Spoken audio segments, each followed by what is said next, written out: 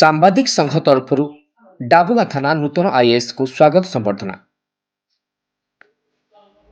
ନବରଙ୍ଗପୁର ଜିଲ୍ଲା ଡାବୁଗାଁ ଥାନାରେ ନୂତନ ଆଇଏଏସ୍ ଭାବେ ରଘୁନାଥ ମାଝୀ ଯୋଗଦାନ କରିଛନ୍ତି।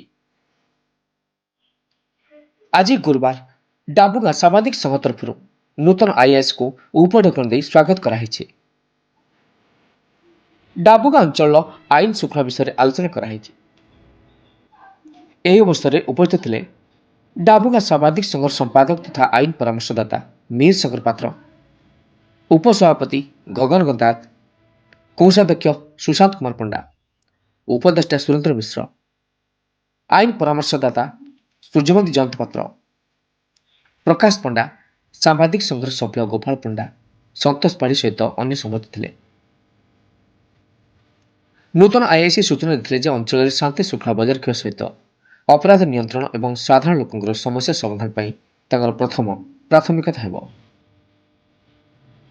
ଏଥିପୂର୍ବରୁ ସେ ରାୟଗଡ଼ ଥାନାରେ ଆଇଆଇସି ଭାବେ କାର୍ଯ୍ୟରତ ଥିଲେ।